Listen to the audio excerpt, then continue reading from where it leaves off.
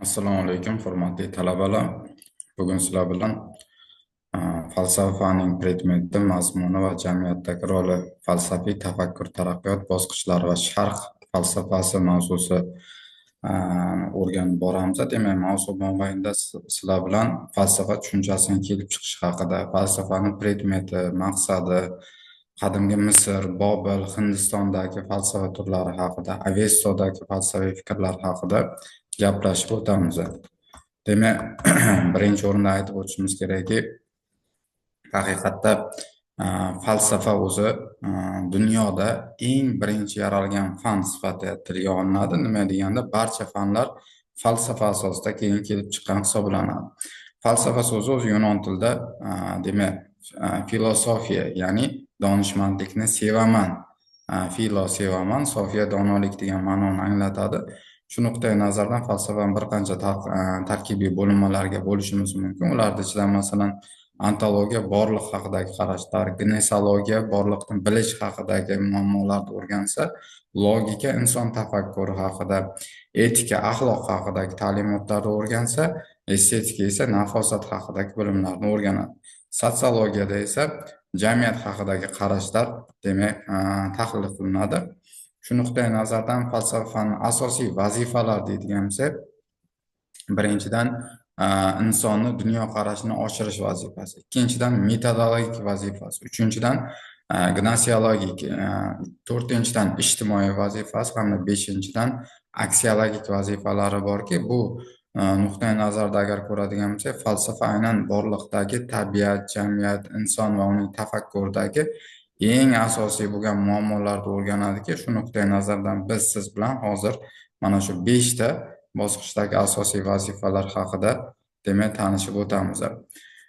Falsafa demak faqatgina yoshlarga yoki o'rta yoshlarga emas, balki yoshdan toki qari insongacha bab-baravar kerakki, nima deganda, aynan inson qachonki gapida ma'no, mazmun bo'ladigan bo'lsa, aynan unda falsafiy tafakkur ham demak yetarli hisoblanadi. Shu nuqtai nazardan falsafa insonlarni bilmasligini bilishga va komillikka sari ketma-ket bosqichda olib boruvchi holat sanaladiki, shu nuqtai nazardan falsafa hech qanaqa yosh tanlamaydigan holat sanaladi.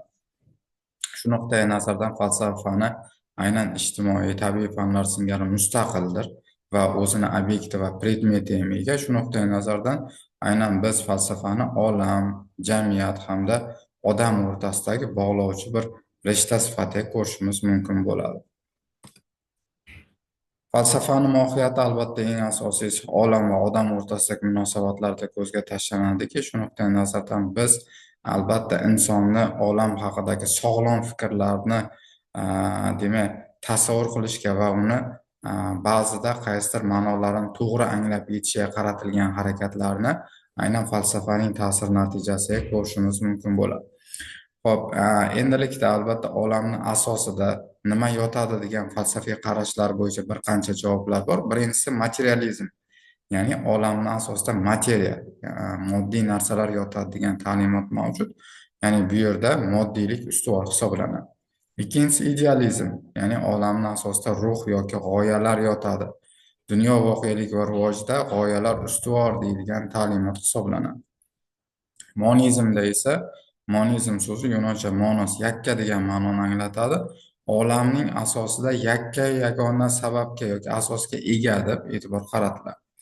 Dualizmda esa dual degani ikki degani, ya'ni bunda olamning asosida ikkita asosiy narsa yotadi, ya'ni modda va materiya yoki ruh va g'oya kabi demak juftliklar tashkil etadiki, pluralizmda esa lotin tilida plural degani ko'plik degan ma'noni bildiradi.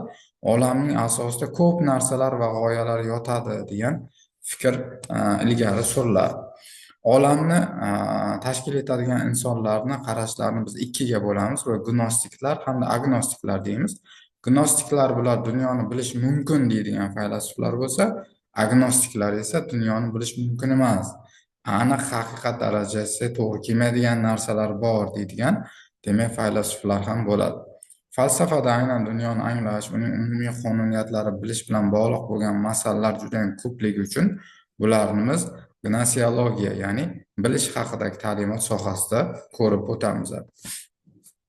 Hop, o'zi aslida dunyoqarash nima? Biz nima uchun bu dunyoqarashni kengaytirishga harakat qilyapmiz deydigan bo'lsa, albatta insonni tevarak atrofini qurshab turgan o'sha voqeliklarni agar tasavvur qiladigan bo'lsak, bu voqealarni tushunishga, o'ziga nimalarnidir demak tasavvur qilishga yoki idrok qilishga yoki bilishga bo'lgan insonni qarashi insonning dunyoqarashini shakllantiradi.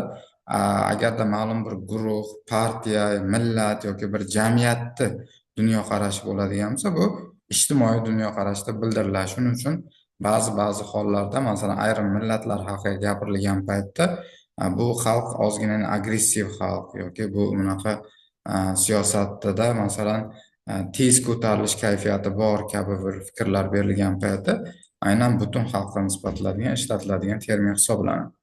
Falsafani o'zi albatta bir dunyoqarash, shuning uchun unda diniy, falsafiy hamda mifologik qarashlar ham jam bo'lgan.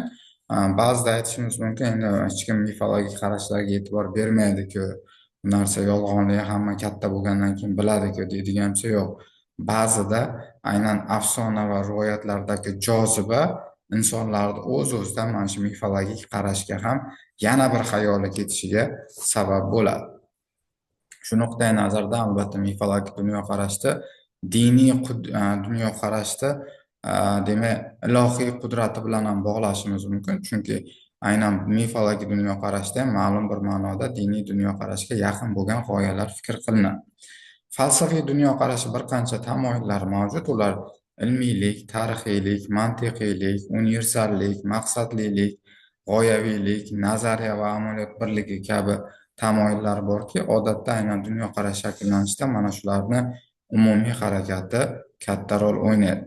Falsafa fanni muammolari ham mavjud, ya'ni birinchisi umumiy muammolar deydigan bo'lsa, ikkinchisi xususiy muammolar, azaliy hamda o'tkinchi muammolar degan 4 ta muammolar bor. Bu haqida ham darslarimiz mobaynida tanishib boramiz. Demak, ontologiya bu falsafa sohasidagi ma'lum bir yo'nalish hisoblanadi. Ya'ni bunda olam, inson, jamiyatni o'rganishga bo'lgan harakat va bilimlar sohasini jamlanmasi ontologiya desa, gnosiologiyada esa bilish falsafasi, ya'ni olamni anglash falsafasi tahlil etiladi. Aksiologiyada esa qadriyatlar va qadriyatshunoslik haqidagi ta'limot hisoblanadi. Praksiologiyada esa demak har bitta narsani o'zgaruvchanligi, amaliy faoliyat bilan bog'liqligi haqidagi falsafiy ta'limot hisoblanadi. Metodologiya albatta bilish va o'zgaruvchan faoliyat usullari haqida o'rgansa, logikada esa tafakkur shakllari, etikada bu axloq falsafasi haqida o'rgansa, estetikada esa albatta nafosat falsafasi ko'rib chiqiladi. Qadimgi Sharq va G'arbda demak falsafiy qarashlarni o'tishga kelishiga ko'ra bir qancha bir-biridan farq qiladigan jihatlar mavjud bo'lgan.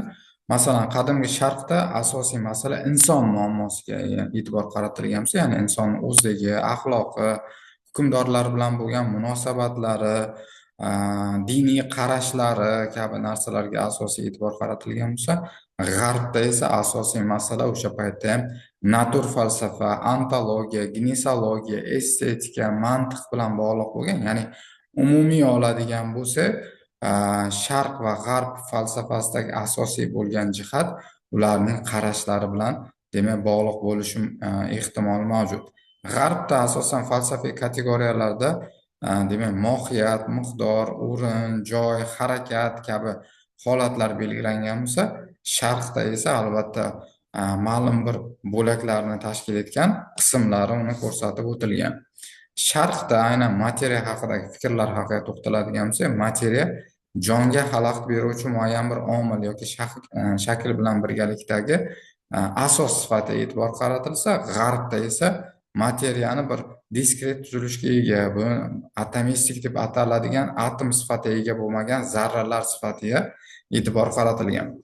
Shu nuqtai nazardan albatta Sharq va G'arb falsafasini solishtiradigan bo'lsak, doimiy ravishda ularning orasida ma'lum bir farq qiluvchi jihatlar mavjudki, bunda Sharqda masalan mushohada, idrok, xulosa chiqarish, taqqoslash, isbotlash kabi bilish muammolari o'rganilgan bo'lsa, G'arbda esa bilish nafaqat empirik, balki hissiy, oqilona jarayon sifatida ham e'tibor qaratilgan holda unga bir mantiqiy jarayon sifatida qarash ko'zga tashlanadi.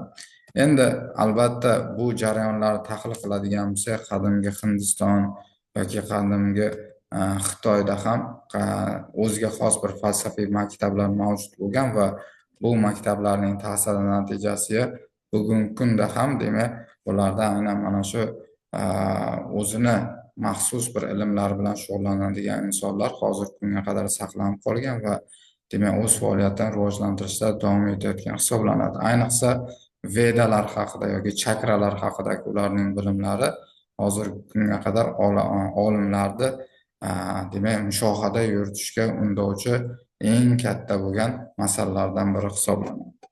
Shu bilan bugungi darsimizni yakunlaymiz. Keyingi darsda ko'rishguncha sog' bo'linglar.